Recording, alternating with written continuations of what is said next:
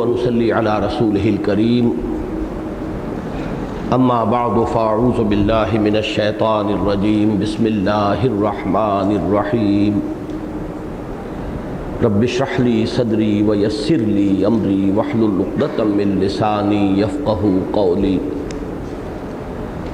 اللهم ربنا الهمنا رشدنا واعذنا من شرور انفسنا اللهم ارنا الحق حقا وارزقنا اتباعه وارنا الباطل باطلا وارزقنا اجتنابه اللهم ربنا زدنا علما اللهم ربنا زدنا علما آمین یا رب العالمین۔ پچھلے ہفتے ہم نے تلاوت تو سورہ ملک کے پہلے رکوع کی تھی، لیکن یہ کہ ہمارا مطالعہ صرف ابتدائی 5 آیات تک ہو سکا تھا۔ ان میں جو بعض اہم مضامین آئے تھے ان کا میں اختصار کے ساتھ آج پھر اعادہ کر رہا ہوں۔ اس کی وجہ یہ ہے کہ بعض حضرات کی طرف سے یہ شکایت موصول ہوئی کہ اس درس کے آغاز کی اطلاع انہیں بروقت نہیں ہو سکی اور وہ پہلے درس میں شرکت نہیں فرما سکے۔ ظاہر بات ہے کہ اس پورے سبق کو تو میں اس وقت نہیں دہراؤں گا، لیکن جو اس کا اہم ترین حصہ تھا اس کے بارے میں اجمالاً آج دوبارہ عرض کروں گا۔ جہاں تک اس سورہ مبارکہ کی پہلی آیت کا تعلق ہے، یہ مطلع ہے اور اس میں بڑی گہری مشابہت ہے المسبحات، وہ صورتیں کہ جو ابھی ہم نے جو قرآن مجید میں 10 صورتیں مدنی آئی ہیں، ان صورتوں سے پہلے سورہ حدید سے سورہ تحریم تک، پھر ان میں جو 5 صورتیں ہیں کہ جن کا آغاز سبح للہ یا یسبح للہ سے ہوتا ہے، تو ان کا مطالعہ ابھی ہم نے کچھ ہی عرصہ ہوا ہے کہ کیا ہے۔ ان کے جو مطالع ہیں ان کے ساتھ بڑی گہری مناسبت ہے، صرف اس فرق کے ساتھ کہ یہاں فرمایا گیا تبارک الذی بیدہ الملک، وہاں فرمایا گیا سبح للہ ما فی السماوات والارض، بہت بابرکت ہے وہ ذات اور تسبیح کرتی ہے اس کی ہر وہ شے جو آسمان میں ہے اور ہر وہ شے جو زمین میں ہے۔ تو مضمون ایک ہی ہے، صرف یہ کہ اسلوب کا فرق ہے۔ سورہ حدید میں بھی پھر آپ دیکھتے ہیں کہ لہو ملک السماوات والارض یحیی و یمیت وہو علی کل شیء قدیر، اللہ تعالیٰ کے مالک الملک ہونے اور الملک ہونے کا تصور جو ہے وہ سورہ حدید کے آغاز میں، اور پھر آیت ختم ہوئی وَهُوَ عَلَىٰ كُلِّ شَيْءٍ قَدِيرٌ، وہی صورت یہاں ہے تبارک الذی بیدہ الملک وَهُوَ عَلَىٰ كُلِّ شَيْءٍ قَدِيرٌ۔ پھر جو آخری مسبحات میں سے صورت ہے سورہ تغابن، اس کا بھی آغاز ہے یسبح للہ ما فی السماوات وما فی الارض لہ الملک ولہ الحمد وہو علی کل شیء قدیر۔ تو بہت گہری مشابہت ہے ان مطالعے میں۔ البتہ جہاں تک دوسری آیت کا تعلق ہے، یہ ہے وہ آیہ مبارکہ جس کے بارے میں نے عرض کیا تھا کہ یہ قرآن حکیم کی فلسفہ اور حکمت سے متعلق جو آیات ہیں ان میں بڑی اہمیت کی حامل آیت ہے، اس لیے کہ اس پر جب انسان غور کرتا ہے، تدبر کرتا ہے، تو درجہ بدرجہ بہت سے حقائق منکشف ہوتے ہیں جنہیں ہم مجموعی طور پر قرآن کا فلسفہ زندگی قرار دے سکتے ہیں۔ یہ اس کا گویا کہ مجموعی عنوان ہے۔ پہلی بات جو میں نے عرض کی تھی وہ یہ کہ خلق الموت، اس لفظ پر غور کیجئے، اس نے پیدا فرمایا موت کو، گویا کہ موت کسی بھی درجے میں معدوم ہونے کا نام نہیں ہو سکتی، یہ ایک مثبت وجودی حقیقت کی حامل شے ہے، وجود رکھنے والی شے ہے، تبھی تو تخلیق ہوئی ہے اس کی۔ لفظ تخلیق کا اطلاق جو ہے کسی معدوم شے پر نہیں ہو سکتا۔ خلق الموت والحیات، معلوم ہوا جیسے کہ حیات ایک مثبت اور وجودی اہمیت کی حامل شے ہے، اسی طرح موت بھی ایک مثبت وجودی حیثیت کی حامل شے ہے۔ ان کے اندر نوعیت کا فرق ہو سکتا ہے، درجے کا فرق ہو سکتا ہے، لیکن وجود دونوں کے اندر مشترک ہے۔ دوسری بات یہ سامنے آتی ہے کہ قرآن مجید کا عام اسلوب بھی یہ ہے، جہاں بھی یہ مضمون آتا ہے موت مقدم ہے حیات پر، خلق الموت والحیات۔ سورہ بقرہ میں فرمایا کیف تکفرون باللہ وکنتم امواتا فاحیاکم ثم یمیتکم ثم یحییکم، اور یہ مضمون اور بھی مختلف مقامات پر آیا ہے، جس سے اندازہ یہ ہوتا ہے کہ پہلے ایک موت اس زندگی سے قبل ایک موت ہے۔ سورہ حج کی آیت نمبر 66 میں فرمایا وَهُوَ الَّذِي أَحْيَاكُمْ ثُمَّ يُمِيتُكُمْ ثُمَّ يُحْيِيكُمْ، وہی ہے جس نے تمہیں زندہ کیا پھر تمہیں مارے گا پھر تمہیں زندہ کرے گا۔ تو زندہ اس شے کو کیا جاتا ہے کہ جو پہلے موت کی حالت میں موجود ہو۔ تو معلوم یہ ہوا کہ ایک وجود کی ہماری کیفیت وہ تھی جو اس دنیا میں آنے سے قبل تھی، اور اس پر بھی قرآن مجید نے لفظ موت کا اطلاق کیا ہے، کنتم امواتا فاحیاکم۔ اسی طرح سورہ جاسیہ میں فرمایا قل اللہ یحییکم ثم یمیتکم ثم یجمعکم الی یوم القیامہ۔ تو گویا کہ اس دنیا میں جو ہماری آمد ہے، وہ جو کہا کسی نے کہ اے تازہ واردان بساط ہوائے دل، ہم جو یہاں آئے ہیں تو اس سے پہلے ایک ہماری کیفیت موت کی تھی جو ہم گزار آئے ہیں، ایک موت وہ ہے جو ہمارے سامنے آتی ہے۔ یہ جو زندگی ہے ہماری اس دنیا کی زندگی، یہ تو ظاہر بات ہے کہ ہمارا براہ راست اور بلا واسطہ اس کا تجربہ ہے، ہم اسے محسوس کر رہے ہیں، اس زندگی کو بسر کر رہے ہیں، اس کے حقائق ہمارے حواس خمسہ کی گرفت میں آ رہے ہیں، لہذا اس پر تو ہر ایک کا ایمان ہے۔ البتہ یہ کہ اس کے بعد ایسے لوگ بھی دنیا میں رہے ہیں اور آج بھی ہیں کہ جو اس زندگی کے سوا کسی زندگی کو ماننے کے لیے تیار نہیں۔ قرآن مجید میں دو جگہ پر ان کا قول آیا ہے ان ہی الا حیاتنا الدنیا وما نحن بمبعوثین، نہیں ہے ہماری کوئی زندگی سوائے اس دنیا کی زندگی کے، اور ہم ہرگز دوبارہ اٹھائے جانے والے نہیں ہیں۔ ایک اور مقام پر مزید وضاحت کے ساتھ فرمایا وما ہی الا حیاتنا الدنیا نموت ونحیا وما یہلکنا الا الدہر، نہیں ہے ہماری زندگی سوائے اس دنیا کی زندگی کے، ہم خود ہی مرتے ہیں خود ہی جیتے ہیں، اور ہمیں مارنے والی شے بھی، ہلاک کرنے والی شے بھی گردش فلک اور دہر کے سوا کوئی شے نہیں ہے۔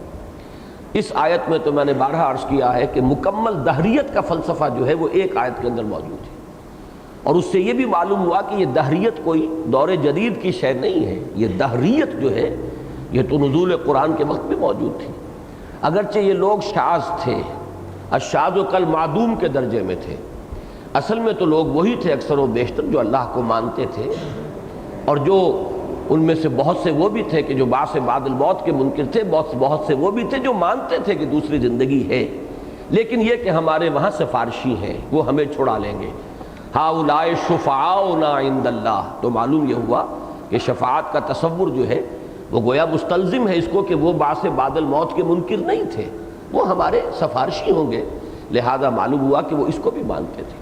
تو اکثر و بیشتر لوگ تو وہ تھے جو اللہ کو مانتے تھے مگر شرک کے ساتھ، پھر یہ کہ وہ بعث بعد الموت کو بھی مانتے تھے، لیکن بڑی تعداد ایسے لوگوں کی بھی تھی جو بعث بعد الموت کا انکار کرتے تھے، جن کا ذکر ان دو آیات میں آیا وما نحن بمبعوثین وما ہی الا حیاتنا الدنیا نموت ونحیا وما یہلکنا الا الدہر۔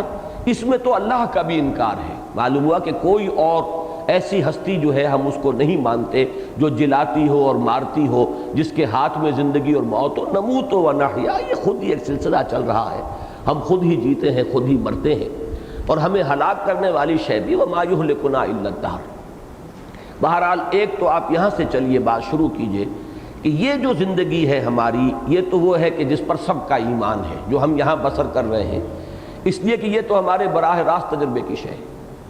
البتہ قرآن مجید نے جو جلی انداز میں جو بات انتہائی تکرار اور اعادہ کے ساتھ جو کہی ہے، اور وہ اس لیے کہی ہے کہ وہ ہماری اس زندگی کے اندر ہمارے رویے کی درستی کے لیے ناگزیر ہے کہ ہم اسے تسلیم کریں۔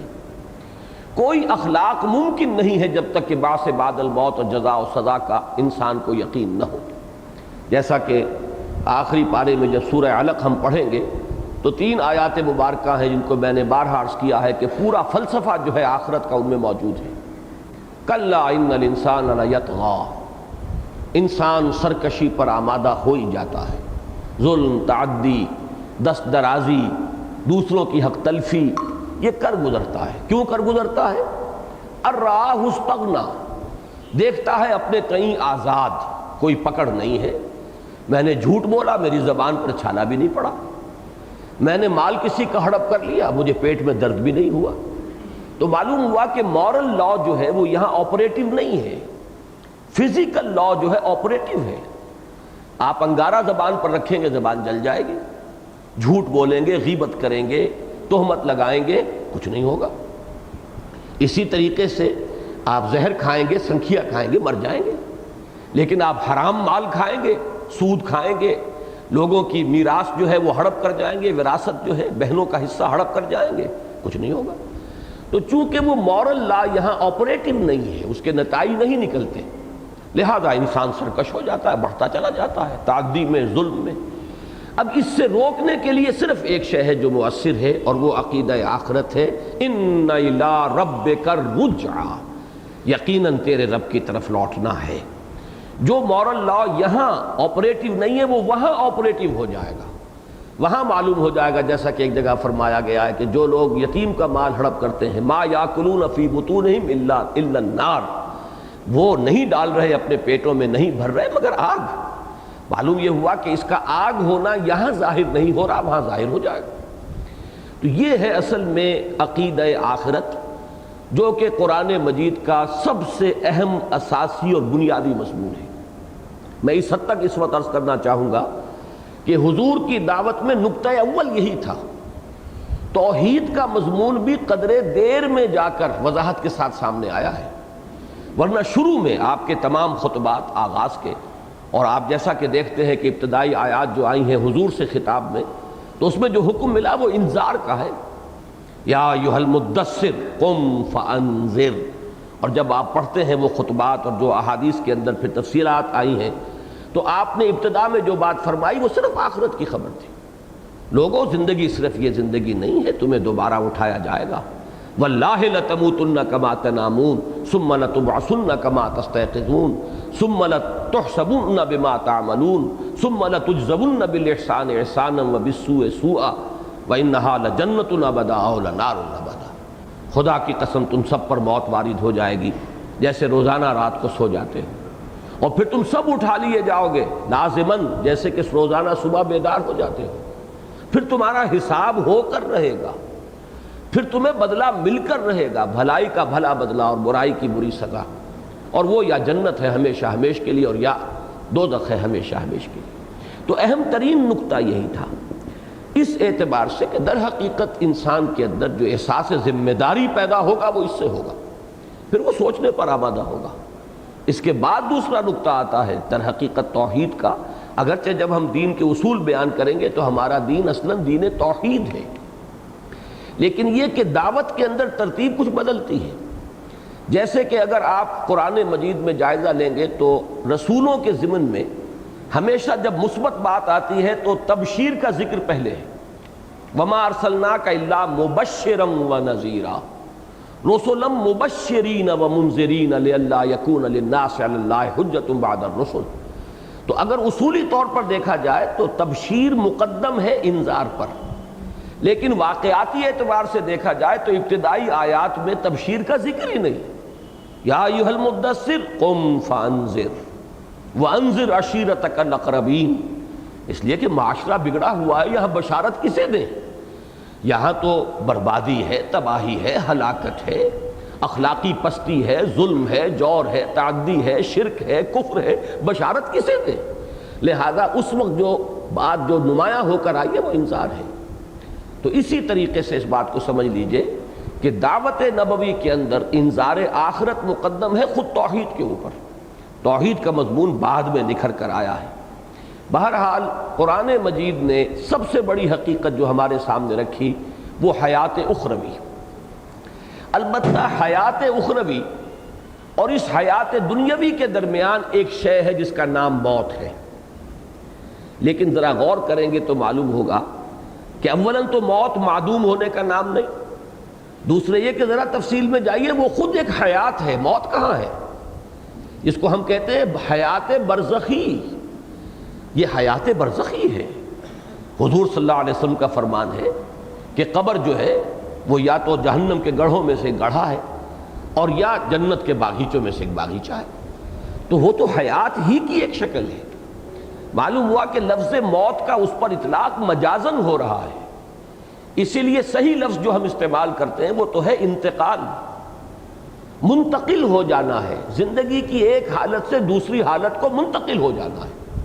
تو در حقیقت یہ موت کے لفظ کا بھی اطلاق جو آنے والی زندگی ہے، یہ حیات برزخی جو حیات اخروی سے پہلے ہے، بعث بعد الموت والا دن جو آئے گا، ہماری اس یہاں کی دنیا کے اس انتقال کے بعد سے لے کر یہ خود ایک حیات ہی کی کیفیت ہے۔ اب یہ چیزیں تو وہ ہیں کہ جو انسان کے عملی رویے کے لیے ضروری ہے کہ اس کا یقین اسے ہو، اس کا علم اسے ہو، تب وہ درست رہے گا۔ لیکن یہ کہ دوسرے حقائق کچھ اور بھی ہیں، وہ ذرا علمی حقائق ہیں، ان کی اہمیت عملی نہیں ہے لیکن علمی ہے۔ اس میں جب انسان غور کرتا، اور قرآن مجید کا یہ اسلوب میں نے بارہا بیان کیا ہے کہ وہ علمی نکات کو اور علمی حقائق کو سرسری انداز میں، بلکہ اس سے بھی آگے بڑھ کر ایک لفظ کہہ رہا ہوں کہ ضمنی انداز میں بیان کرتا ہے، تاکہ جو عوام ہیں وہ قرآن مجید کو پڑھتے ہوئے کہیں رکے نہ، وہ تسلسل کے ساتھ پڑھتے چلے جائیں۔ البتہ جن کے ذہن کے اندر فلسفیانہ سوالات موجود ہوں، جن کی ساخت فلسفیانہ ہو، جو گہرے غور و فکر کے عادی ہوں، وہ کہیں جا کر رک جائیں گے۔ مثلا یہی کہ یہ موت کا لفظ کیوں آیا؟ کیوں نہیں کہا گیا کنتم معدوما فخلقناکم، تم معدوم تھے ہم نے تمہیں پیدا کیا؟ آخر یہ الفاظ کا چناؤ جو ہے الٹپ تو نہیں ہے، یہ تو زیر ہر لفظ غالب چیدام میں خانہ ہے۔ یہ تو اللہ تعالیٰ کے کلام پر یہ بات جو ہے 100% راست آئے گی کہ ایک ایک حرف جو ہے اس کا اور ایک ایک لفظ جو ہے وہ بامانی ہے۔ تو لفظ موت کیوں آیا؟ کنتم امواتا فاحیاکم ثم یمیتکم ثم یحییکم۔ اب یہاں پر آدمی جو ہے ڈیرا لگا کر بیٹھ جائے گا، عام آدمی گزر جائے گا، موت سے مراد ہے معدوم، تم نہیں تھے۔ اور اکثر آپ دیکھیں گے کہ مترجمین یہی کہہ کے گزر گئے، تمہارا کوئی وجود نہ تھا، تمہاری کوئی ہستی نہ تھی، تم نہ تھے، پھر ہم نے تمہیں زندہ کیا۔ زندہ کیا یعنی پیدا کیا۔ در حقیقت عام آدمی کے لیے یہ بھی بہت ہے، کافی ہے۔ اس کے لیے تو اصل شے جو ضروری ہے وہ آخرت کا یقین ہے۔ آخرت کا یقین ہوگا تو اس کا درست رہے گا رویہ، عمل صحیح ہوگا، اخلاقی روش اس کی درست ہوگی۔ باقی یہ چیز جو ہے یہ تو پھر انہی کے لیے ہے کہ جن کے ذہن کے اندر وہ سوالات ہوں، جو حقیقت زندگی پر غور کر رہے ہوں، جو ماہیت وجود پر غور کر رہے ہوں۔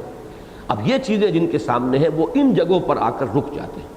جیسے کہ کوئی سائنس کا طالب علم اپنی مائکروسکوپ کو فوکس کر کے بیٹھ جاتا ہے اور وہ پوری گہرائی کے اندر جو ہے وہاں پر اب وہ غور کر رہا ہے، اسی طریقے سے۔ اور یہ بات جو ہے سب سے زیادہ نمایاں ہو کر آئی سورہ مومن کی اس آیت میں، جس میں کہ اہل جہنم کی فریاد نقل ہوئی ہے۔ عجیب آیت ہے، اس کا جو ردم ہے، اس کا جو فلو ہے، جس طریقے سے وہ مضمون چلتا ہے کہ اہل دوزخ جو ہیں یہ فریاد کریں گے، پروردگار ربنا امتنا اثنتین واحییتنا اثنتین فاعترفنا بذنوبنا فہل الی خروج من سبیل۔ پروردگار تو نے ہمیں 2 مرتبہ مارا اور 2 مرتبہ جلایا، 2 مرتبہ زندہ کیا، 2 مرتبہ ہم پر موت وارد کی۔ اب اماتا کے لفظ پر غور کیجئے، اماتا جو ہے یہ فعل ہے، امتا تو نے ہمیں مارا، امتنا تو نے ہمیں مارا۔ اس کے لیے گویا کہ مستلزم ہے کہ پہلے کوئی زندگی ہو، زندگی ہوگی تو اس پر موت کا اطلاق ہوگا، موت وارد کی جائے گی۔ اگر ان آیات پر غور کیجئے تو معلوم ہوا کہ 2 زندگیاں ہم اس زندگی سے پہلے بتا آئے ہیں۔ میں 2 زندگیاں کہہ رہا ہوں، موت نہیں کہہ رہا۔ وہ کیا ہے؟ اب وہ ہے در حقیقت قرآن مجید کا وہ گہرا فلسفہ جو ہے کہ ہماری پہلی تخلیق ہوئی تھی عالم ارواح میں۔ میں اس لفظ تخلیق کا یہاں اطلاق کر رہا ہوں اس لیے کہ قرآن مجید میں بھی ایک جگہ یہ لفظ آیا ہے، فرمایا گیا ہے کہ جب قیامت میں ہم سب جمع ہوں گے، اللہ کے سامنے کھڑے ہوں گے، پوری نوع انسانی موجود ہوگی، حضرت آدم بھی ہوں گے، اور قیامت جب ہوگی اس وقت تک جو آخری انسان ہوگا وہ بھی ہوگا، پوری نوع انسانی ہوگی۔ تو اللہ تعالیٰ ایک عجیب خطاب فرمائیں گے، لَقَدْ جِئْتُمُونَا كَمَا خَلَقْنَاكُمْ أَوَّلَ مَرَّةٍ، آ گئے ہو نا ہمارے پاس جیسے کہ ہم نے تمہیں پیدا کیا تھا پہلی مرتبہ۔ یہ پہلی مرتبہ بھی جب ہم پیدا کیے گئے تھے تو الارواح جنود مجندہ، حدیث میں یہ الفاظ آئے ہیں کہ وہ روحیں جو ہیں وہ لشکروں کے لشکر تھے، تمام ارواح انسانیہ آدم سے لے کر اور آخری انسان تک جو نسل آدم میں پیدا ہوگا ان کی ارواح اس وقت پیدا کر دی گئیں. اگرچہ ٹیکنیکلی جو شاہ ولی اللہ دہلوی رحمۃ اللہ علیہ کی اصطلاحات میں نے آپ کو بتائی تھی، اس پر لفظ ایجاد یا ابداع کا اطلاق صحیح تر ہوگا. ایجاد ارواح یہ پہلا مرحلہ ہے، اور اس وقت ظاہر بات ہے کہ ہمارا جسم تو نہیں تھا، لیکن ہم سب تھے اپنے شعور ذات کے ساتھ کہ میں ہوں، آپ ہیں. اور اس وقت ہم نے ایک عہد کیا تھا اللہ سے، الست بربکم قالوا بلا. ظاہر بات ہے کہ یہ عہد جو ہوتا ہے یہ تو بقائمی ہوش و حواس ہوتا ہے. ہمیں اپنا شعور تھا جب ہم نے عہد کیا ہے. گویا کہ اس وقت کے دور کے بارے میں دو الفاظ نوٹ کر لیجئے. اس وقت ہم ارواح کی حالت میں تھے اور پورے شعور ذات کے ساتھ، سیلف کانشسنس کے ساتھ موجود تھے. یہ ہماری حیات اولا ہے، سب سے پہلی زندگی. اس کے بعد امتا، تو نے ہمیں مارا، یہ پہلی اماتہ کا عمل ہوا ہے. اور اس کے بعد ان ارواح کو، میں بار بار لفظ استعمال کرتا ہوں، کسی کولڈ سٹوریج میں رکھ دیا گیا. یہ در حقیقت ارواح کی خابیدگی کی ایک کیفیت ہے، سوئی ہوئی ہے ارواح. جیسے جیسے اب جو تخلیق کا عالم مادی میں، عالم اجساد میں جو تخلیق کا سلسلہ چل رہا ہے، تو جیسے ہی کسی ایک انسان کا بطن مادر میں، جس کے بارے میں حدیث میں آیا 120 دن کے بعد جب وہ بچہ جو ہے جنین کی شکل میں 120 دن کا ہو جاتا ہے، وہ روح جو ہے اس کی لا کر شامل کر دی جاتی ہے. فیرسل الملک، ملک کو بھیجا جاتا ہے. فینفخ فیہ الروح، پھر وہ اس میں روح پھونک دیتا ہے. اور روح سے ظاہر بات ہے کہ زندگی مراد نہیں ہے. زندگی تو اس سے پہلے کہ 120 دن جو ہے وہ بھی کوئی ڈیڈ تو نہیں تھا. وہ جنین، وہ امبریو جو ہے وہ لیونگ امبریو ہے. بلکہ یہ کہ اس سے پہلے، جیسے کہ سورہ دہر میں آئے گا، انا خلقنا الانسان من نطفۃ امشاج، ہم نے انسان کو پیدا کیا ملے جلے نطفے سے. تو وہ نطفہ کہ جس سے انسان کی تخلیق شروع ہوتی ہے، اس کا ایک جز آتا ہے مرد سے، باپ سے، اور ایک جز آتا ہے عورت سے یعنی ماں سے. اور یہ دونوں جو ہے لیونگ سیلز ہیں، یہ ڈیڈ نہیں ہے، لیونگ سیلز ہیں.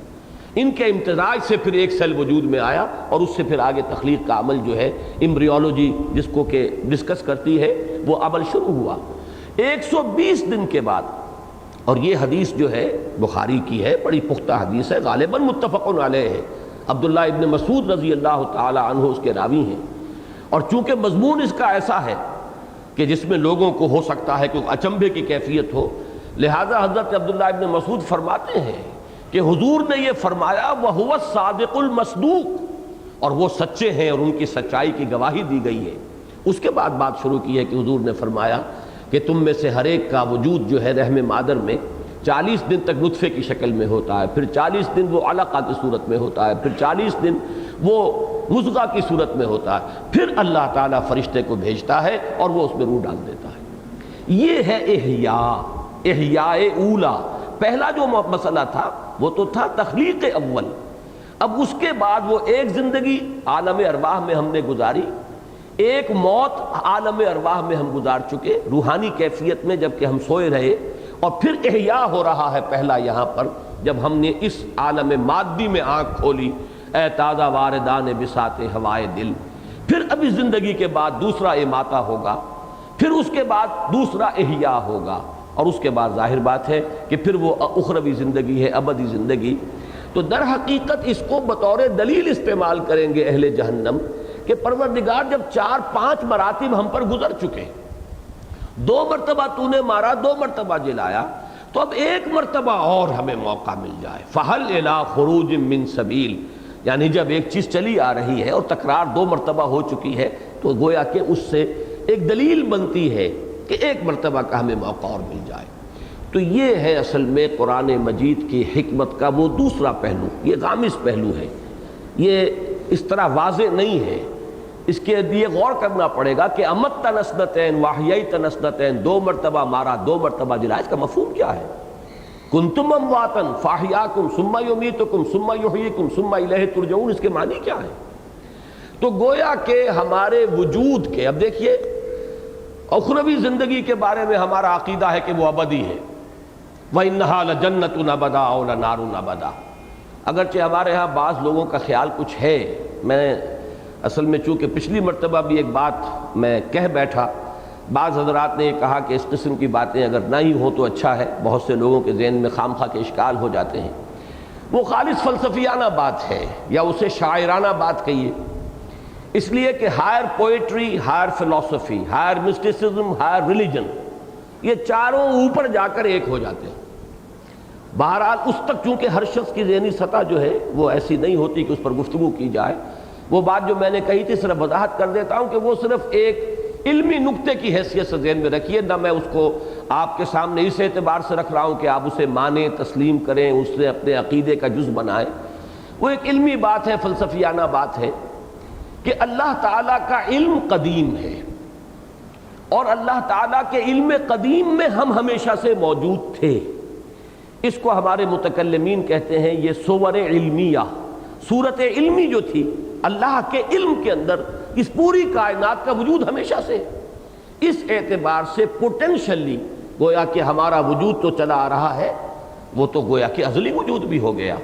علامہ اقبال نے اسی آئیڈیا کو لے کر بڑا خوبصورت شعر کہہ دیا، بضمیرت آرمیدم تو بے جوش خود نمائی، بکنارہ برف گندی در آبدار خضرا، میں تو تیرے اندر آرام سے سویا ہوا تھا، تو نے اپنے آپ کو ظاہر کرنے کے لیے اپنے اس موتی کو جو ہے وہ باہر پھینک دیا ہے، ورنہ مجھے تو کوئی وجود کی اور اس وجود کی، اس زندگی کی مجھے تو کوئی ضرورت نہیں تھی، میں تو بڑے چین سے سویا ہوا تھا۔ بضمیرت آرمیدم تو بجوش خود نمائی۔ البتہ میں نے اس لیے اس کا ذکر کر دیا کہ اس حدیث قدسی کے ساتھ اس کا مضمون جڑتا ہے، جو اگرچہ محدثین سند کے اعتبار سے اسے تسلیم نہیں کرتے، لیکن پوری امت نے بالاجماع اسے قبول کیا ہے، مفسرین نے، ہمارے فقہا نے، سب نے مانا ہے مضمون کے اعتبار سے کہ وہ بات صحیح ہے۔ وہ یہ کہ کنت کنزم مخفیہ، میں ایک چھپا ہوا خزانہ تھا، فاحببت ان اعرف فخلقت الخلق، تو میں نے یہ چاہا کہ مجھے پہچانا جائے تو میں نے خلق کو پیدا کیا۔ ایک بند خزانہ ہے، میری قوت خلاقی، میری قوت تخلیق جو ہے وہ چھپی ہوئی تھی، اس کا ظہور ہے یہ۔ اور اسی میں پھر آخری نقطہ یہ ہے کہ انسان وہ تخلیق ہے اللہ کی، وہ کلائمیکس ہے کریشن کا، جس میں کہ اللہ کو پہچاننے کی استعداد ہے، اور وہ بقیہ تمام مخلوقات کو گویا کہ ذریعہ بناتا ہے اللہ کو پہچاننے کا۔ یہ آسمان اور زمین اور چاند اور سورج اور ستارے، یہ سب آیات ہیں۔ ان فی خلق السماوات والارض واختلاف اللیل والنہار والفلک التی تجری فی البحر بما ينفع الناس الی آخر الآیہ، یہ ساری تخلیق جو ہے یہ آیت بن گئی، اور در حقیقت یہ کس لیے ہے کہ ان کے ذریعے سے انسان اللہ کو پہچانے۔ یہی وجہ ہے کہ صوفیہ وہ جو آیہ مبارکہ ہے سورہ زاریات کی، وما خلقت الجن والانس الا لیعبدون، اس کی تعبیر یہی کرتے ہیں، وما خلقت الجن والانس الا لیعرفون، تاکہ مجھے پہچانے۔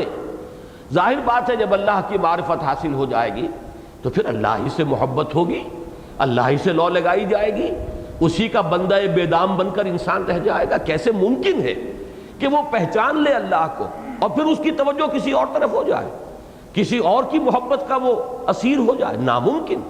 یہ تو در حقیقت ہم اللہ کو چھوڑ کر کسی اور چیز کی طرف متوجہ اس لیے ہوتے ہیں کہ وما قدر اللہ حق قدرہ، کہ اللہ کا ہم اندازہ نہیں کر پاتے، اس کے جلال و جمال اور اس کے حسن و کمال کا ہمیں کچھ تھوڑا سا بھی اندازہ ہو جائے تو پھر یہ کہ کسی اور کو دیکھنے کو جی ہی نہیں چاہے گا، کسی اور کی طرف توجہ ہوگی ہی نہیں۔ تو یہ ہے وما خلقت الجن والانس الا لیعبدون، وہ نتیجہ نکلے گا کس کا؟ الا لیعرفون، مجھے پہچانو گے تو مجھ سے محبت کرو گے، مجھے پہچانو گے تو میرے بندہ بے دام بن جاؤ گے، میرے غلام بن جاؤ گے، میری بندگی ہی کو اپنی زندگی کا اصول اور نائب بنا لو گے۔ بہرحال یہ وہ حصہ ہے جو صرف ایک فلسفیانہ ایک بات، جن حضرات کے دلوں میں کوئی خواہش ہے کبھی وہ پڑھیں گے تو پھر یہ مسائل شاید آئیں، اس اعتبار سے میں نے صرف اس کا ذکر کر دیا ہے۔ اسی طرح میں ایک ذکر اور کر رہا ہوں، اور وہ ذکر یہ ہے کہ اگرچہ اہل سنت کا اجماعی عقیدہ یہ ہے کہ جنت بھی ابدی ہے، ابدی ہے، ابدی ہے، ہمیشہ ہمیشہ ہمیشہ ہمیشہ ہمیشہ ہمیشہ، اور دوزخ بھی ابدی ہے، ابدی ہے، ہمیشہ ہمیشہ ہمیشہ ہمیشہ، کوئی ان دونوں کے لیے اختتام نہیں ہے۔ لیکن بعض لوگوں کا خیال یہ رہا ہے، اور عجیب بات یہ ہے کہ دو ایسی عظیم شخصیتیں کہ جو اور مختلف اعتبارات سے ایک دوسرے کی بالکل ضد ہیں، امام ابن تیمیہ رحمہ اللہ اور شیخ محی الدین ابن اکبر، شیخ اکبر۔ اب یہ محی الدین ابن عربی شیخ اکبر جنہیں کہا جاتا ہے، اب یہ بہت سے اعتبارات سے ایک دوسرے کی ضد، لیکن اس مسئلے میں دونوں متفق ہیں کہ جہنم ابدی نہیں ہے، جنت ابدی ہے، جنت ہمیشہ رہے گی، جہنم ایک وقت آئے گا کہ ختم ہو جائے گی، اور اس کے لیے احادیث ہیں۔ میں آپ کو بتا دوں کہ مولانا سید سلیمان ندوی رحمۃ اللہ علیہ نے جب سیرت النبی کی تکمیل کی ہے، سیرت النبی کے پہلے 2 حصے جو ہیں وہ ان کے استاذ کے لکھے ہوئے ہیں، شبلی نعمانی رحمہ اللہ، اور بقیہ 4 حصے جو ہیں در حقیقت وہ سیرت نہیں ہے، وہ انسائکلوپیڈیا ہے، وہ ایک بہت بڑا علمی ذخیرہ ہے۔ اس کی جلد 4 میں انہوں نے بحث کی ہے، اور انہوں نے اپنی رائے بھی انہی کی رائے کے ساتھ شامل کی ہے کہ جہنم ابدی نہیں ہے۔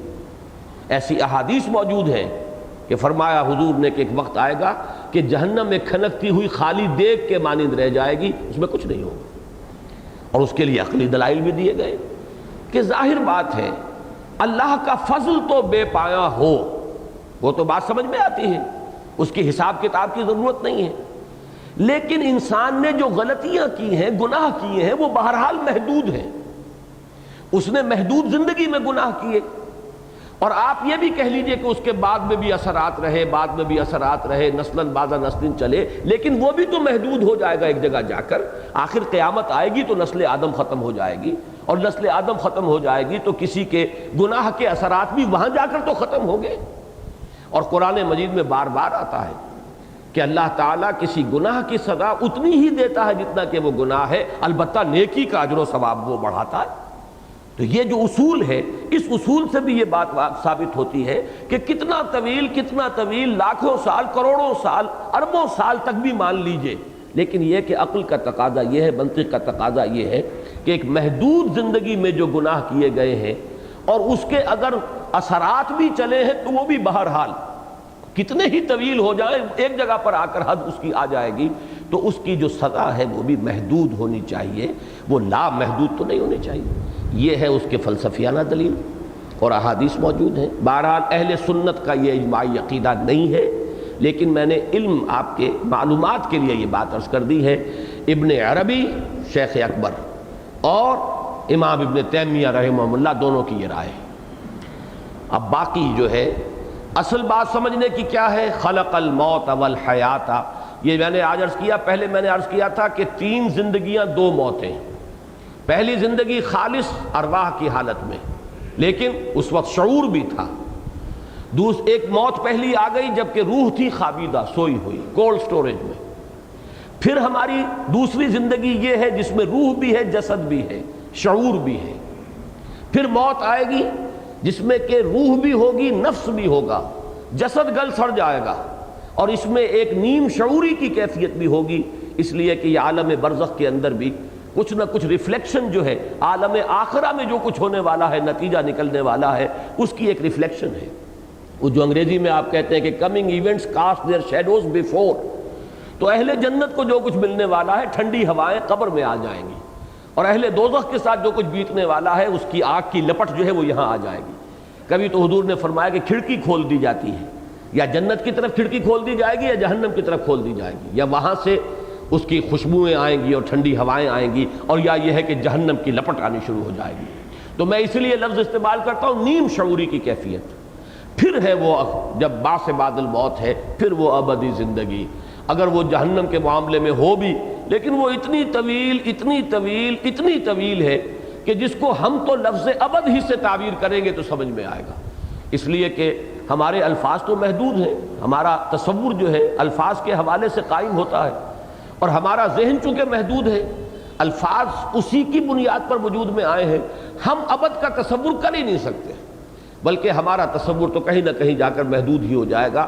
صرف یہ کہیں گے بہت طویل بہت طویل، یہی وجہ ہے قرآن مجید کہیں صرف خلود کے لفظ پر اکتفا کرتا ہے، خالدین فیہا، کہیں پھر مزید اضافہ کرتا ہے خالدین فیہا ابدا، کہیں فرماتا ہے ما دامت السماوات والارض، جب تک آسمان اور زمین رہیں، کہیں فرماتا ہے احقابا، وہ احقاب صدہا برس، صدیوں پر صدیاں بیتتی جائیں گی، رہیں گے اس میں، اس لیے کہ اب اس کے علاوہ ہماری زبان کے الفاظ اور کہاں سے آئیں؟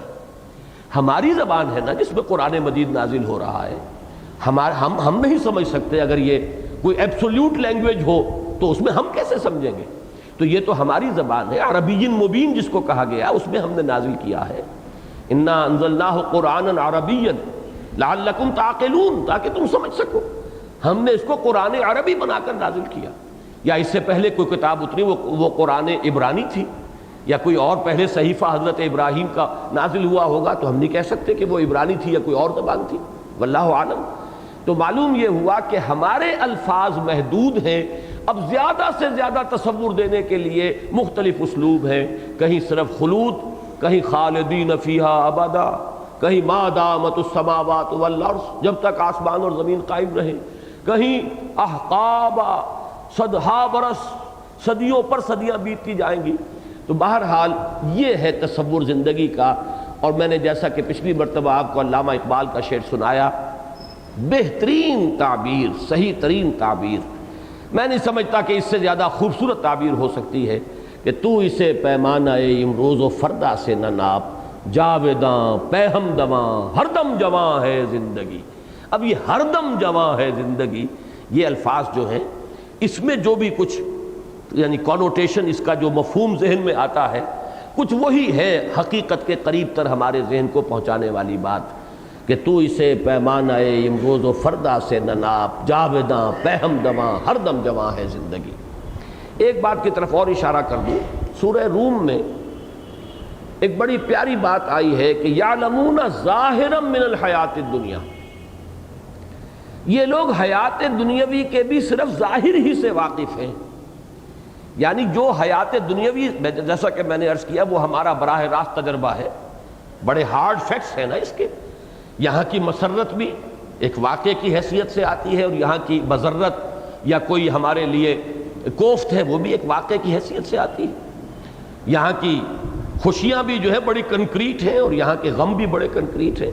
تو یہ ہے ہمارا ڈائریکٹ ایک اس کا تجربہ اور ایکسپیرینس۔ لیکن در حقیقت اس زندگی کی بھی جو اصل باطنی حقیقت ہے وہ ہمارے حواس کے دائرے سے باہر ہے، اور وہ ہے روح۔ اصل تو شے روح ہے، یہ جسد تو اس کا ایک مرکب ہے، اسے ایک سواری دے دی گئی ہے۔ لہذا ہم دنیا کی زندگی سے بھی جس سے براہ راست واقف ہیں وہ در حقیقت مادی زندگی ہے۔ حقیقی زندگی جو ہے وہ تو روحانی زندگی ہے، وہ روح جو ہم میں پھونکی گئی ہے۔ اگر اس کو جان لیں تو جیسے کہ میں سورہ حشر کی اس آیت کے حوالے سے بڑی مفصل تقاریر کر چکا ہوں کہ وَلَا تَكُونُوا كَالَّذِينَ نَسُوا اللَّهَ فَأَنسَاهُمْ أَنفُسَهُمْ أُولَٰئِكَ هُمُ الْفَاسِقُونَ، ان لوگوں کے مانند نہ ہو جاؤ جنہوں نے اللہ کو بھلا دیا تو اللہ نے انہیں اپنے آپ سے غافل کر دیا۔ تو یہ اپنے آپ سے غافل ہو کر زندگی بسر کر رہا ہے انسان، وہ اپنے آپ کو صرف ایک حیوان سمجھ کر، ایک حیوان قرار دے کر، زیادہ سے زیادہ یہ کہ ذرا سلائٹلی مور ایوالوڈ اینیمل ہے، ذرا ہائر پلین آف ایولیوشن پر ہے، ذرا ایولیوشن ٹری کی ٹاپ پر آ گیا ہے۔ لیکن ظاہر بات ہے آج کے انسان کا تصور اپنے بارے میں یہی ہے کہ میرے اور ان ایپس کے درمیان اتنا ہی فرق ہے جتنا کہ گھوڑے اور گدھے کے مابین فرق ہے۔ گدھا ذرا کورس قسم کا اینیمل ہے اور گھوڑا ریفائنڈ قسم کا اینیمل ہے، باقی وہی اینیمل وہ ہے، وہی اینیمل وہ ہے، اینیمل ہونے میں کوئی فرق نہیں ہے، ایک ذرا ریفائنڈ ہے، ایک کورس ہے۔ تو یہ گوریلے اور شمپینزیز اور یہ ایپس جو ہیں یہ گویا کہ ہمارے ہی وہ ہم ہی ہیں یہ، لیکن یہ کہ وہ ذرا کورس قسم کے ہیں، ابھی اب ہم ریفائن ہو گئے۔ یہ ہے آج کے انسان کا تصور اپنے بارے میں، گویا کہ انسان اپنی عظمت سے خود مستعفی ہو چکا ہے، اس نے اپنے آپ کو مجرد ایک حیوان کی سطح پر گرا دیا ہے، اس سے زیادہ اپنی کوئی حقیقت وہ سمجھتا ہی نہیں۔ اور یہ میرے نزدیک سب سے بڑا مظہر ہے اس آیہ مبارکہ کا، وَلَا تَكُونُوا كَالَّذِينَ نَسُوا اللَّهَ فَأَنسَاهُمْ أَنفُسَهُمْ أُولَٰئِكَ هُمُ الْفَاسِقُونَ۔ تو جب اپنے آپ کو حیوان سمجھ لیں گے تو فاسق تو ہوں گے ہی، پھر تو اینیمل انسٹنکٹس اور ان کو بے قابو کر کے انسان جو ہے زیادہ سے زیادہ سینشول گریٹیفیکیشن، زیادہ سے زیادہ تسکین جو ہے اپنے لیے حاصل کرے گا، تو ظاہر بات ہے پھر فاسق ہونا تو نتیجہ ہے اس کا کہ انہوں نے اپنے آپ کو محض حیوان سمجھا اور اپنی اصل حقیقت کو بھول گئے۔ یہ ہے ظاہرا من الحیات الدنیا، یہ حیات دنیاوی کا بھی اصل باطنی پہلو اگر سامنے آ جائے تو پھر وہ بات ہو جائے گی. یہ بھی وہ حدیث ہے کہ جو بہرحال محدثین کے ہاں پایہ ثبوت کو نہیں پہنچتی، لیکن چلیے اسے ایک حکیمانہ مقولہ سمجھ لیجئے کہ من عرف نفسہ فقد عرف ربہ، جو اپنی حقیقت کو پہچان لے گا وہ اپنے رب کو بھی پہچان لے گا. اس لیے کہ ہم نے اپنی حقیقت کو بھی نہیں پہچانا ہے. بہرحال یہ ہے وہ حیات انسانی کے 5 ادوار. میں نے پہلے کہا تھا 3 زندگیاں 2 موتیں، آج میں حیات ہی کے 5 ادوار کہہ رہا ہوں، اس لیے کہ موت بھی ایک طرح کی زندگی ہے، اگرچہ شعور نہیں ہے. جیسے آدمی سویا ہوا ہے تو سویا ہوا ہے تو اس کے جسم کے اندر جان موجود ہے لیکن شعور نہیں ہے. اسی طریقے سے ارواح ہماری تھیں، شعور سلب کر لیا گیا، سلا دیا گیا، تو وہ بھی در حقیقت ایک زندگی ہی کی کیفیت تھی. پہلی زندگی عالم ارواح میں جب ہمیں شعور بھی تھا اور ہم نے عہد الست کیا اپنے پروردگار سے. دوسری زندگی جب ارواح کی حالت میں ہم سوئے ہوئے تھے. تیسری زندگی جب ہماری آنکھ یہاں کھلی، اے تازہ واردان بساط ہوائے دل، اس عالم مادی میں ہم اس جسد مادی کے ساتھ ہم وارد ہو گئے. چوتھی زندگی عالم برزخ کی ہے، وہ بھی زندگی کی ایک کیفیت ہے، نیم شعوری کی ایک کیفیت ہے. پانچویں زندگی وہ ہے وہ ابدی زندگی، تو اسے پیمانہ امروز و فردا سے نہ ناپ، جاویداں بے ہم دماں ہر دم جمع ہے زندگی. اس کا جو آخری ٹکڑا ہے وہ ہے عملی. اس کا یہ جو اللہ نے حصے بکھرے کیے کیوں کیے؟ یہ تسلسل ایک چلا رہا ہے. میں پھر ایک بات عرض کر دوں، جہاں تک روح کا تسلسل ہے وہ کہیں نہیں ٹوٹا.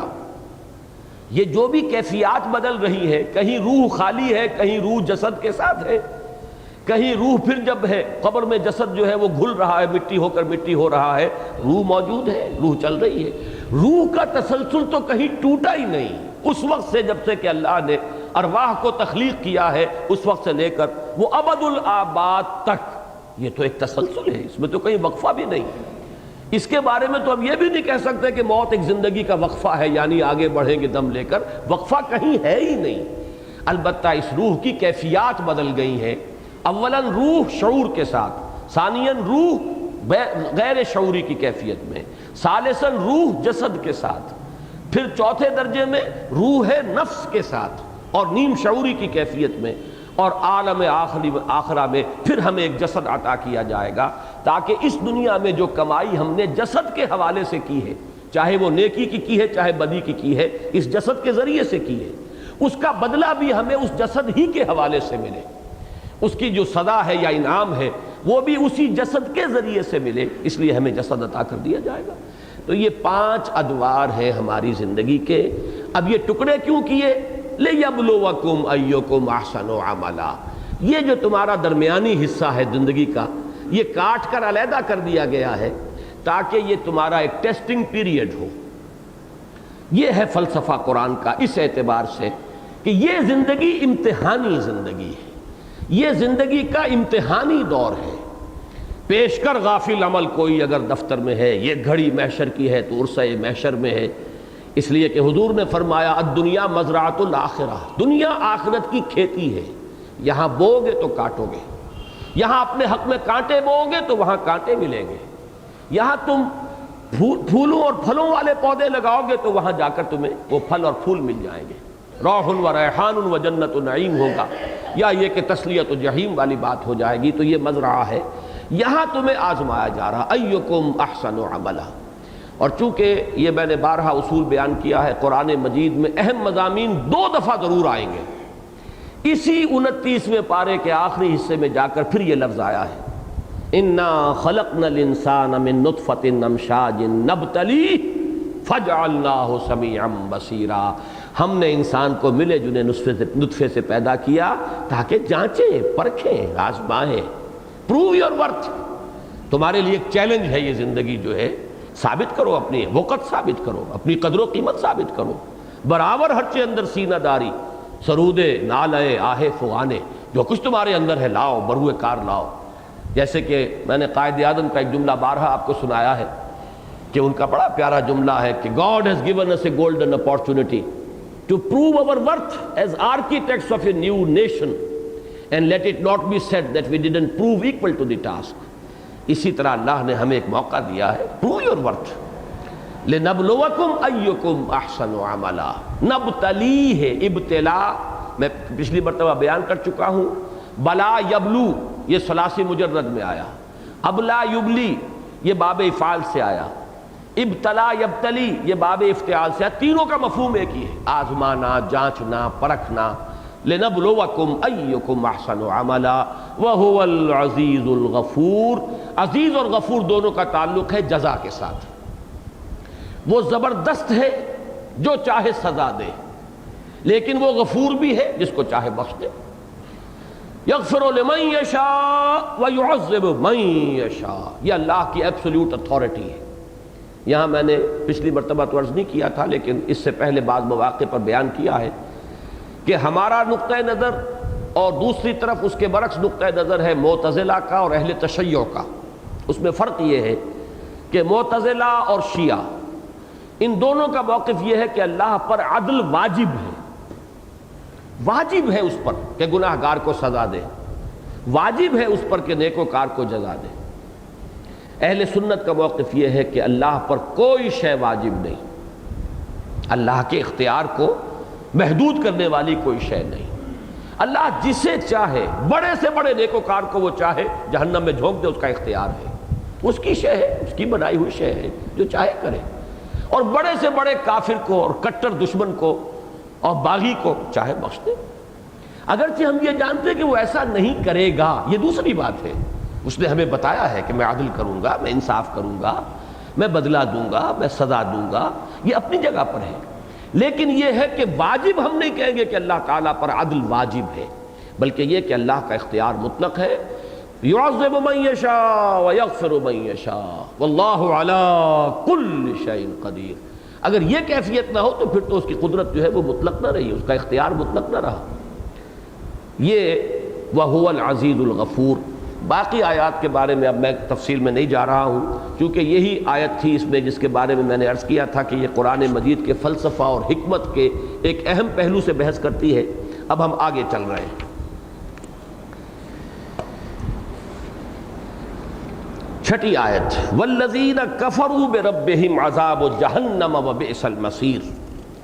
اس سے پہلے ذکر تھا جنات کا، وہ شیاطین کہ وہ جب کچھ سان گن لینے کی کوشش کرتے ہیں تو یہی ستارے جو نظر آ رہے ہیں قمقمے لگے ہوئے اس سمائے دنیا پر، قریب ترین آسمان پر، یہیں سے ان پر میزائل بھی داغے جاتے ہیں، رجوما للشیاطین، ان کو سنسار کرنے کا اللہ تعالیٰ نے وہاں بندوبست کیا ہے۔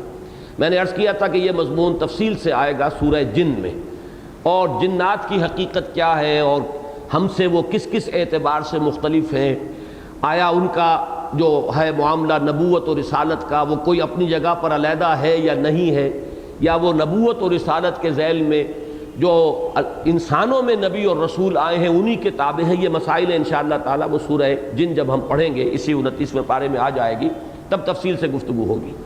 اس کے بعد فرمایا وَأَعْتَدْنَا لَهُمْ عَذَابَ السَّعِيرِ، اور ہم نے ان کے لیے دوزخ کا عذاب بھی تیار کیا ہوا ہے۔ وَلِلَّذِينَ كَفَرُوا بِرَبِّهِمْ، اب یہاں سے مراد ہے انسان، اور انسانوں میں سے جو کفر کریں اپنے رب کا، جو ناشکری کریں اپنے رب کی، جو انکار کریں اپنے رب کا، یا مان کر نہ مانے اپنے رب کو، یعنی مان تو رہے ہیں لیکن یہ کہ اس کے حکم پر عمل نہیں کر رہے، لما تقولون ما لا تفعلون، یہ کفر حقیقی ہے۔ ایک کفر قانونی ہے جو مان نہیں رہا، ایک یہ کہ جو مان کر نہیں مان رہا، زبان سے دعویٰ کر رہا ہے لیکن عمل میں انکار ہے۔ جیسے فرمایا گیا سورہ جمعہ میں ہم پڑھ آئے ہیں کہ یہود کی مثال دی گئی ہے، بئس مثل القوم الذین کذبوا بآیات اللہ، بری ہے مثال اس قوم کی جس نے اللہ کی آیات کو جھٹلایا، تکذیب۔ اب ظاہر بات ہے کہ یہود نے تورات کی تکذیب تو نہیں کی، زبان سے تو کبھی نہیں جھٹلایا، وہ عملی تکذیب ہے۔ تو ایک کفر عملی ہے جس کی سب سے بڑی مثال منافق دعویٰ کر رہا ہے، اذا جاءک المنافقون قالوا نشهد انک لرسول اللہ واللہ یعلم انک لرسولہ واللہ یشہد ان المنافقین لکاذبون۔ جب یہ منافق آپ کی خدمت میں حاضر ہوتے ہیں نبی اور کہتے ہیں کہ ہم گواہ ہیں اس پر کہ آپ اللہ کے رسول ہیں، اور اللہ خوب جانتا ہے کہ آپ اللہ کے رسول ہیں، بلکہ میں تو یہ الفاظ استعمال کیا کرتا ہوں، اللہ سے بڑھ کر کون جانے گا کہ آپ اللہ کے رسول ہیں، لیکن اللہ گواہی دیتا کہ یہ منافق جھوٹے ہیں۔ تو کفر کو در حقیقت ان تمام میں، بلکہ شاید بعض حضرات کو یاد آ گیا ہو، ابتدا میں میں کافی کوٹ کیا کرتا تھا سائیں عبدالرزاق رحمہ اللہ، اب ان کا انتقال ہو گیا ہے، وہ بڑے پیارے انداز میں کہا کرتے تھے، جو دم غافل سو دم کافر۔ ایک کفر کی جو ہے قانونی ڈیفینیشن ہے، کون کافر ہے، ہندو کافر ہے، فلاں کافر ہے، فلاں کافر ہے، جو حضور کو نہیں مانتا، جو ختم نبوت کو نہ مانتا وہ کافر ہے۔ اب ایک ہے حقیقی کفر، جو سانس بھی انسان کا اللہ تعالیٰ کی طرف سے غافل کیفیت کے اندر، غافل حالت کے اندر نکلتا ہے، وہ ایک طرح کا کفر ہے۔ جو دم غافل سو دم کافر۔ بہرحال وہ حقیقت کفر اور وہ قانونی کفر۔ والذین کفروا بربہم عذاب جہنم، ان کے لیے جہنم کا عذاب ہے، وبئس المصیر، اور وہ بہت ہی برا ٹھکانہ ہے۔ اذا القوا فیہا سمعوا لہا شہیقا وہی تفور، جب وہ اس میں ڈالے جائیں گے، جھونکے جائیں گے، گرائے جائیں گے، تو سنیں گے اس کو شہیق کی کیفیت میں۔ وہ ابھی میں بیان کروں گا کہ یہ شہیق اصل میں کیا ہے۔ یہ دو الفاظ قرآن مجید میں آئے ہیں، شہیق اور زفیر۔ سورہ ہود میں آیت نمبر 109 میں فرمایا فَأَمَّا الَّذِينَ شَقُوا فَفِي النَّارِ لَهُمْ فِيهَا زَفِيرٌ وَشَهِيقٌ۔ یہ دونوں الفاظ جو ہیں گدھے کی آواز پر ان کا اطلاق ہے۔ گدھے کی آواز، جیسے کہ سورہ لقمان میں فرمایا إِنَّ أَنكَرَ الْأَصْوَاتِ لَصَوْتُ الْحَمِيرِ، تمام آوازوں میں سب سے زیادہ مکروہ آواز، سب سے زیادہ ناپسندیدہ، جو انسان کے اوپر بڑی گراں گزرتی ہے، وہ گدھے کی آواز ہے۔ اور گدھے کی وہ جو چیخ ہے اس کے دو حصے ہوتے ہیں، آواز بالکل دو مختلف آوازیں نکلتی ہیں اس کی۔ ایک تو جب وہ تیزی سے زور سے سانس اندر کھینچتا ہے تو ایک خاص آواز پیدا ہوتی ہے، یہ ہے شہیق۔ اور جب وہ اسی زور کے ساتھ سانس کو باہر نکالتا ہے تو یہ ہے زفیر۔ تو ان دو آوازوں کے لیے مستقل دو الفاظ عربی زبان میں، شہیق جبکہ گدھا بہت زور کے ساتھ سانس اندر کھینچتا ہے پھیپھڑے میں تو جو آواز نکلتی ہے وہ شہیق ہے، اور جب وہ سانس کو نکالتا ہے آواز کو باہر تو وہ زفیر ہے۔ تو وہاں پر یہ لفظ آیا ہے سورہ ہود میں کہ جو لوگ شقی ہیں، بدبخت ہیں، جن کا انجام برا ہونے والا ہے، وہ جہنم میں ہوں گے، اور اس میں وہ چنگھاڑیں گے، چیخیں گے، چلائیں گے۔ اب ہم باب محاورہ ترجمہ کریں گے، چیخنا چلانا ہوگا جیسے کہ گدھا جو ہے وہ چیختا چلاتا ہے۔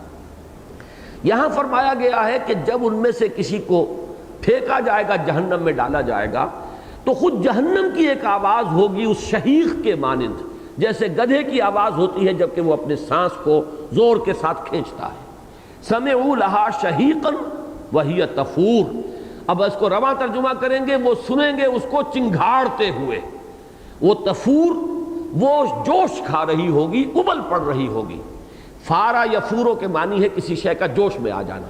وفارت تنور، حضرت نوح علیہ السلام کے ضمن میں آتا ہے، جب اللہ کا حکم آیا ہے تو ایک تنور جو ہے ابل پڑا اور پانی جو ہے تیزی کے ساتھ اس سے نکلنا شروع ہوا، تو زمین کے سوتے بھی پھوٹ گئے اور آسمان سے بھی پانی برسا ہے بماء منہمر، اور پھر یہ دونوں پانی مل گئے۔ والتقى الماء على امر قد قدر، یہ دونوں پانی زمین سے نکلنے والے اور آسمان سے برسنے والے یہ جمع ہو گئے ایک ایسے بات کے لیے جس کا کہ فیصلہ ہو چکا تھا، یعنی قوم نوح کے غرق کر دینے کے لیے۔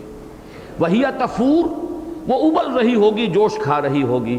تکاد تمیز من الغیظ، قریب ہوگی کہ پھٹ پڑے اپنے غضب اور جوش کی وجہ سے۔ یہ تمیز تفاعل میں وہی لفظ آ گیا، تمییز ہے کسی چیز کو علیحدہ علیحدہ کر دینا، اور تمیز ہے خود علیحدہ علیحدہ ہو جانا، پھٹ جانا۔ تکاد تمیز من الغیظ کلما القی فیہا فوج سألہم خزنتها الم یاتکم نذیر، جب بھی اس میں ڈالی جائے گی ایک فوج، کلما القی فیہا فوج، فوج سے مراد یہاں کیا ہوگا؟ معلوم ایسا ہوتا ہے کہ ایک ایک امت کا فیصلہ ہوگا، ایک ایک رسول کی امت، اور اس کے بعد اس امت کے اندر سے جو بھی جہنمی ہوں گے ان کو جھونک دیا جائے گا۔ یہاں میں نے لفظ چونکہ امت کا استعمال کیا تو آپ شاید گھبرا گئے ہوں، اصل میں امت کے لفظ کا دو اس کے اطلاق ہیں، ایک امت دعوت اور ایک امت اجابت۔ امت دعوت وہ قوم ہے جس کی طرف رسول بھیجے گئے، وہ امت دعوت ہے، وہ اس کی امت ہے۔ امت اجابت وہ لوگ ہیں جو اس میں سے دعوت کو قبول کر لیں، اور حضور صلی اللہ علیہ وسلم کی امت دعوت ہے پوری نوع انسانی، تمام انسان جو بھی حضور صلی اللہ علیہ وسلم کے زمانے سے لے کر تا قیام قیامت اس دنیا میں آئیں گے، وہ سب حضور کی امت دعوت میں شامل ہیں۔ امت اجابت ان لوگوں پر مشتمل ہے جنہوں نے حضور کی رسالت کی تصدیق کی اور ان کی دعوت پر لبیک کہی، انہیں قبول کیا۔ تو میں اس معنی میں لفظ امت بول رہا ہوں کہ قوم نوح یوں سمجھیے کہ نوح کی امت تھی، ان میں سے چند لوگ تھے جو ایمان لائے، باقی وہ ہے کہ جو غرق کر دیے گئے اور پھر وہ جہنم میں جھونک دیے جائیں گے۔ تو گویا کہ ایک ایک رسول، چونکہ یہ ہم پڑھ چکے ہیں، سورہ نساء میں بھی مضمون آیا ہے، سورہ نحل میں بھی آیا ہے، فَكَيْفَ إِذَا جِئْنَا مِن كُلِّ أُمَّةٍ بِشَهِيدٍ وَجِئْنَا بِكَ عَلَىٰ هَٰؤُلَاءِ شَهِيدًا، تو کیا ہوگا اس دن جس دن کہ ہم ہر امت میں سے ایک گواہ کھڑا کریں گے اور اے نبی آپ کو ہم لائیں گے ان کے خلاف گواہ بنا کر۔ تو معلوم ہوا کہ جس قوم کی طرف رسول بھیجے گئے، اب ان کا محاسبہ جب ہوگا تو رسول جو بھیجے گئے تھے وہ، جیسا کہ میں بارہا کہتا رہا ہوں کہ پروسیکیوشن وٹنسز کی حیثیت سے کھڑے ہوں گے عدالت خداوندی میں کہ پروردگار تیرا پیغام جو ہم تک آیا تھا ہم نے پہنچا دیا تھا۔ Now they are responsible, they are accountable، اب یہ جواب دہ ہے، یہ خود ذمہ دار ہے، ہم نے کوتاہی نہیں کہی پہنچانے کے اندر، ہم نے پیغام پہنچا دیا تھا۔ تو گویا کہ ایک ایک رسول کی قوم کا حساب چکایا جائے گا اور پھر یکبارگی جو ہے ان کو جہنم میں جھونکا جائے گا۔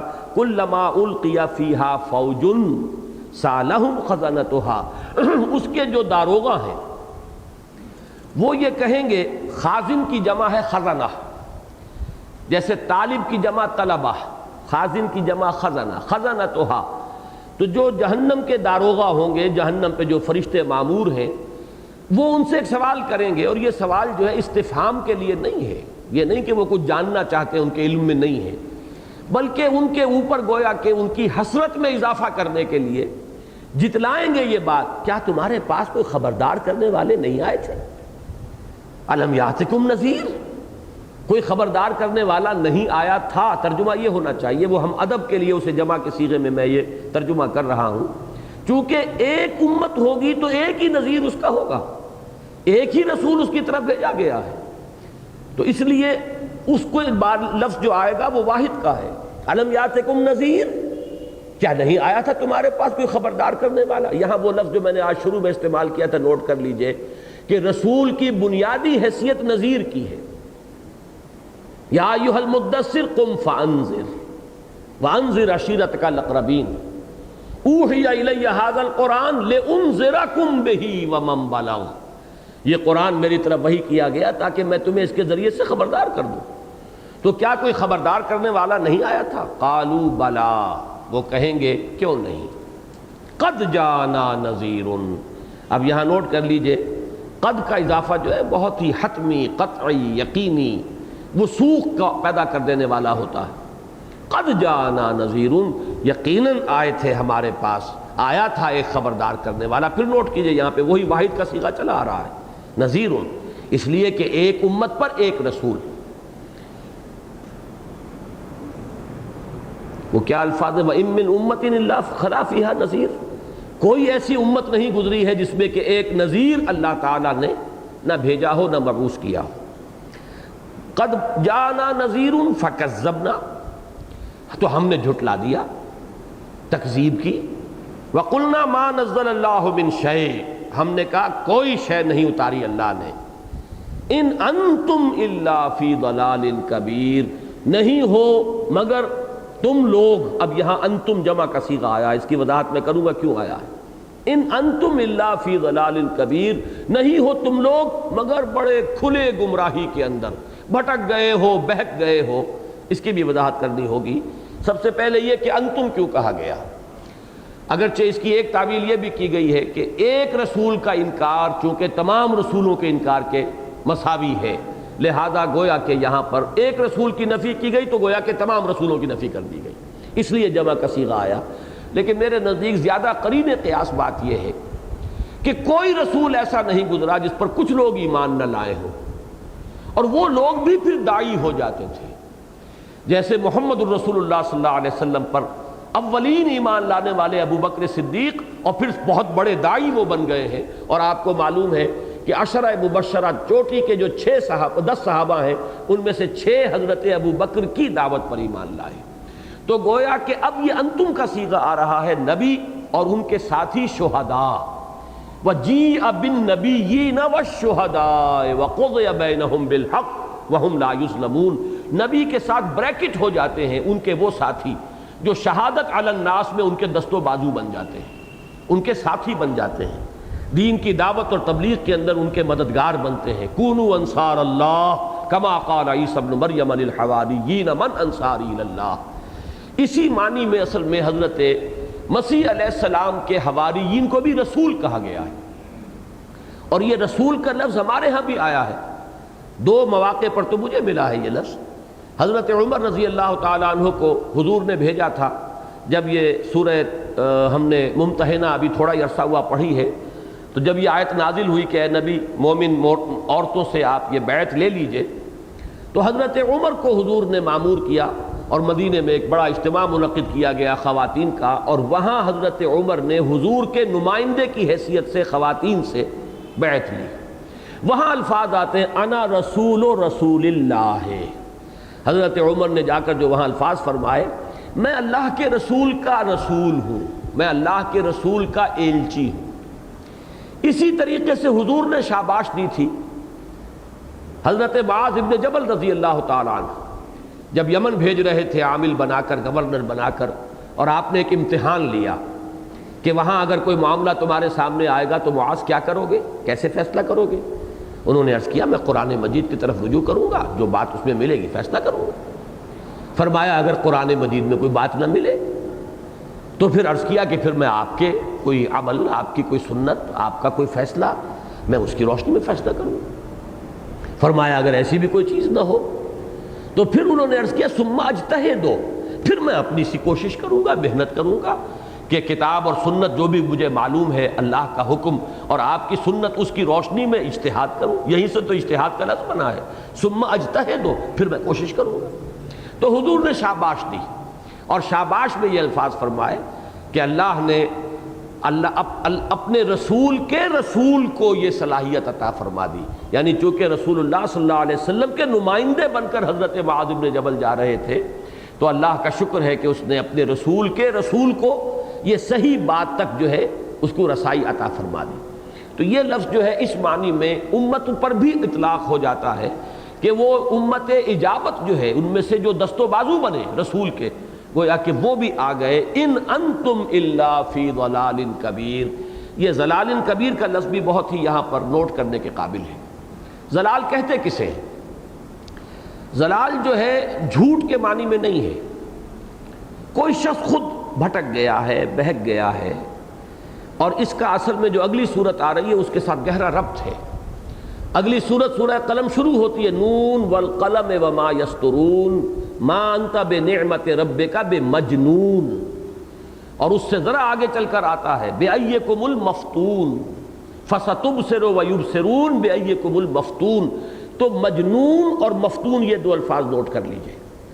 در حقیقت انبیاء کے ضمن میں سب سے پہلا رد عمل جو ہوتا تھا ان کی قوموں کی طرف سے وہ یہی کہ معلوم ہوتا کہ مغالطہ لگا ہے، آپ کو کوئی دھوکہ لگ گیا ہے، یہ آپ سمجھتے تھے فرشتہ آیا ہے، پتہ نہیں ہیلوسینیشنز ہوں شاید.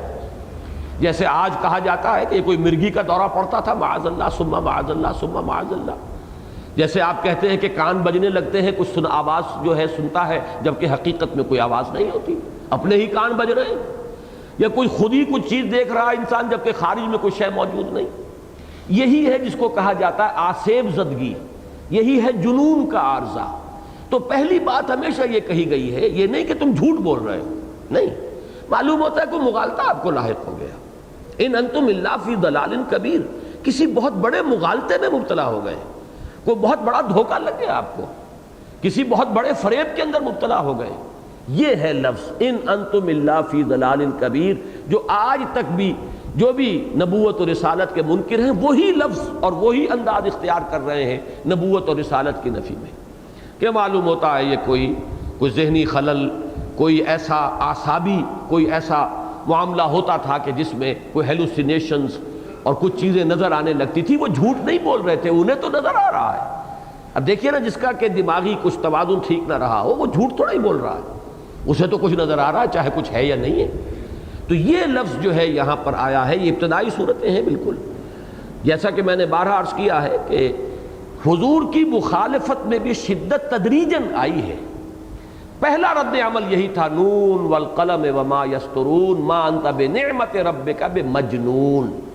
مفتون بھی اسی کو کہتے ہیں جو بچل گیا ہو، جسے مغالطہ لگ گیا ہو، جو مس انٹرپریٹ کر رہا ہو اپنے کسی تجربے کو، مشاہدہ جیسے کہتے ہیں نا کہ آنچ می بینیم یا ببیداریس یا رب یا بخواب۔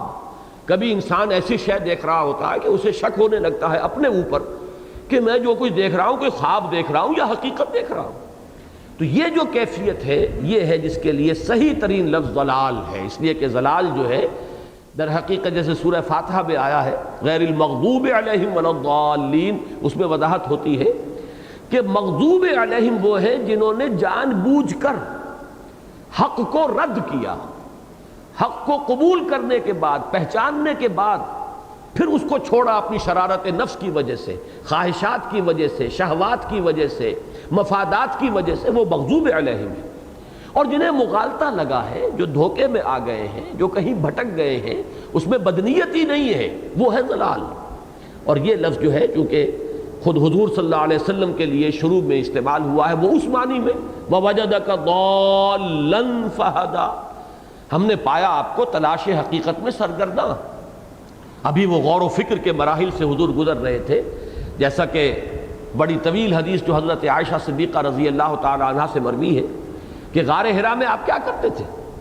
غار حرا میں یتحنث فیہ، اور اس کے بارے میں مفسرین جو ہیں شارحین حدیث ان کا کہنا یہ ہے کہ کان صفت تعبدہ فی غار حرا التفکر والاعتبار، غور و فکر، سوچ بچار، حقائق کی تلاش، اس میں حضور صلی اللہ علیہ وسلم کو گویا کہ اللہ تعالیٰ وہ ساری فکری منزلیں طے کرا رہا تھا۔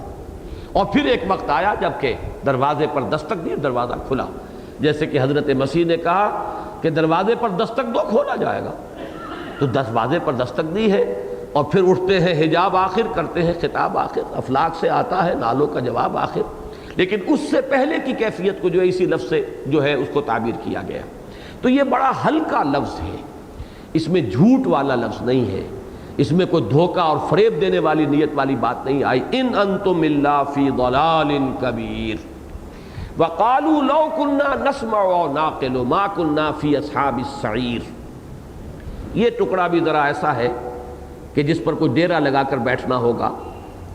اور انہوں نے یہ کہا یا وہ کہیں گے، اصل میں تو یہ مکالمہ وہ ہے کہ جو جہنم میں جب جھونکا جا رہا ہوگا انہیں، اور جہنم کے داروغہ جب سوال کریں گے تو اس کے بعد کا یہ جواب ہے۔ قرآن مجید میں آخرت اور عاقبت اور جنت اور دوزخ کے احوال اور جنتیوں کی اور دوزخیوں کی، جنتیوں کی گفتگو، دوزخیوں کی فریاد، یہ سب صیغہ ماضی میں آتا ہے، یعنی اتنی یقینی ہے یہ باتیں کہ گویا کہ ہو چکی۔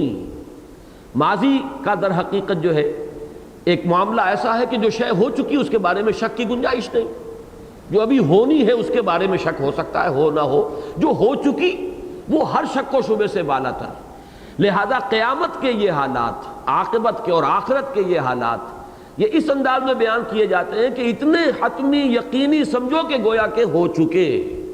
وقالو، اور وہ کہیں گے، در حقیقت تو ترجمہ یہ ہونا چاہیے، لیکن یہ کہ لفظی ترجمہ ہے، اور کہا انہوں نے لو کنا نسمع او نعقل ما کنا فی اصحاب السعیر، اگر ہوتے ہم سننے والے یا سمجھنے والے تو ہم ہرگز نہ ہوتے دوزخ والوں میں سے۔ اب یہ ایک تو یہ کہ ماضی استمراری ہوتا ہے یہ، جبکہ فعل مضارع پر کانا شروع میں آئے، کانا یفعلو، وہ کیا کرتا تھا، یہ ماضی استمراری بنے گا۔ لو کننا نسمع، یہ نہیں کہا کہ لو سمعنا، اگر ہم سنتے، نہیں، لو کننا نسمع، یعنی ایک پہم مسلسل ایک عمل ہے کہ سننا ہے اور متواتر سننا ہے اور توجہ کے ساتھ سننا ہے۔ اگر ہم سنتے ہوتے، اب میں یعنی صحیح اس کا اردو میں کیا ترجمہ ہونا چاہیے اس ماضی استمراری کے حوالے سے، اس پر اب آپ خود غور کر لیجئے کہ اگر ہم سنا کرتے ہوتے اور عقل سے کام لیتے ہوتے تو ہم ہرگز جہنمیوں میں سے نہ ہوتے۔ غور طلب بات یہ ہے کہ یہاں او کیوں آیا ہے؟ بظاہر تو سمجھ میں یہ آتا ہے کہ ایک بات سنی پھر اس پر غور کیا، اس میں تو واو آنا چاہیے۔ اگر ہم سنتے اور غور کرتے، یہ ہمارا جو بھی عام تصور ہے اس کے اعتبار سے یہاں تو حرف عطف آنا چاہیے، حرف تردید تو نہیں آنا چاہیے۔ یا جو ہے وہ حرف تردید ہے، یا وہ یا یہ۔